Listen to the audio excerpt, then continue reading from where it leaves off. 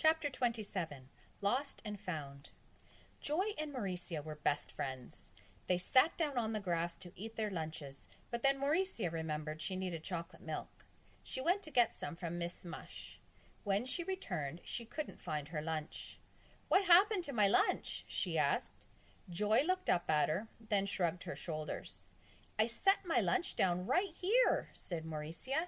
"You saw me, didn't you?" Joy shook her head. "I put it here, then I went to Miss Mush's room to get some chocolate milk. I had a peanut butter and banana sandwich, and there's no way I can eat a peanut butter and banana sandwich without chocolate milk." Joy shrugged her shoulders. Mauricia didn't know what to do. "Can I have a sip of your milk?" asked Joy. It was hard for Joy to talk, because her mouth was full of peanut butter and bananas. Mauricia handed Joy the carton of chocolate milk. Joy took a big drink, then swallowed. Mauricia looked all around for her lunch. She crawled in the dirt as she searched through the bushes. "Any luck?" asked Joy as she finished Mauricia's chocolate milk. "I found it!" Mauricia exclaimed. Joy coughed on the chocolate milk. "You did?" she asked, then coughed again.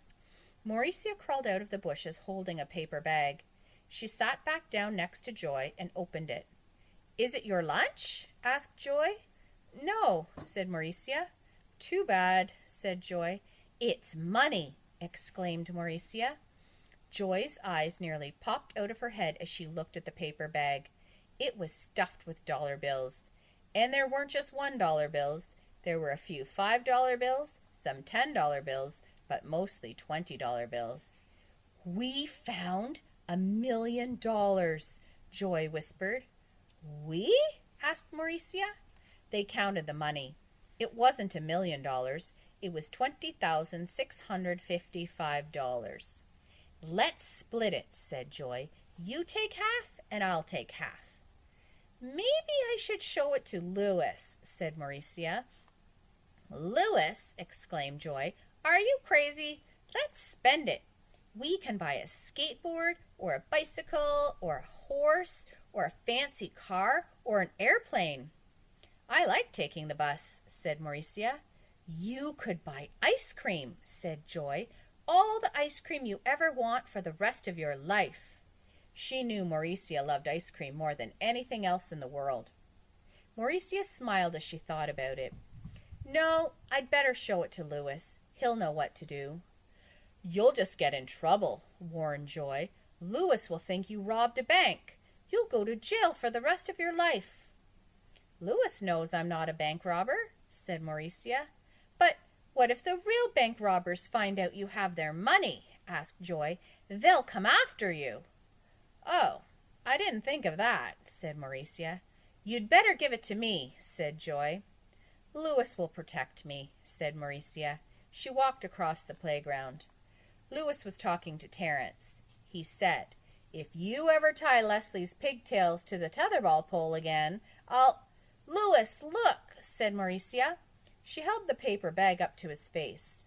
"No, thank you, Mauricia. I'm not hungry," said Louis. "It's not my lunch," said Mauricia. "Look inside." Louis took the bag from her and looked inside. "Very nice," he said, then gave it back to her.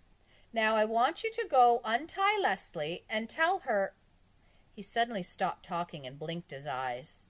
He looked at Terence, then at Mauricia, then at Terence, then at Mauricia, and then at the paper bag.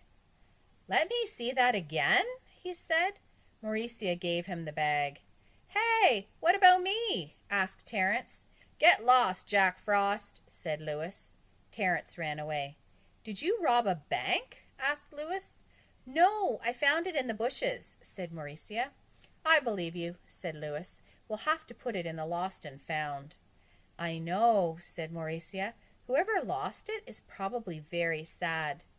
"But if no one claims it in 2 weeks, you can have it," said Louis. He took the bag of money and headed to the office. Joy was waiting for Louis at the door. "Hey, Louis," she said. "I lost a bag full of money. Have you seen it?" "Help!" Leslie screamed from the tetherball court. A week later, Mauricia was eating lunch alone. She was eating a piece of sweet potato pie. Joy was crawling around in the dirt looking for more bags of money. Mauricia, said Louis, I'd like you to meet someone. This is Mr. Finch. Mr. Finch was an old man with white hair and a long white beard. He shook Mauricia's hand with both of his hands. It's your money, isn't it? Asked Mauricia. Mr. Finch nodded. It's my life savings, he said. For 50 years I made pencils. I got a penny for every pencil I made. I hate pencils, but finally I saved enough money to quit my job and do what I always wanted to do. What's that? Asked Mauricia. I'm going to open my own ice cream parlor, he said, then started to cry. When I lost that money, I thought I'd have to start making pencils again. Mauricia cried too. Here, I want you to have this, blubbered Mr. Finch. He gave her an envelope containing $500. It was the second largest amount of money Mauricia had ever seen. And I will give you free ice cream for the rest of your life at my ice cream parlor, he promised. Thank you, said Mauricia. No, thank you, said Mr. Finch. I'm so glad someone as kind and as honest as you found it. There are so many dishonest people in the world. It's good to know there are still good people, too. They hugged each other. Joy crawled out of the bushes. Hey, who's that? She asked. This is Mr. Finch, said Mauricia. It's his money. Look, he gave me a reward of $500, and I'll get free ice cream for the rest of my life. Well, what about me? Joy demanded. Don't I get anything?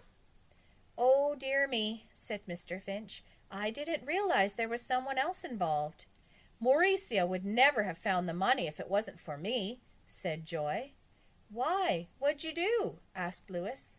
I stole her lunch, Joy said proudly. Mr. Finch gave her a pencil.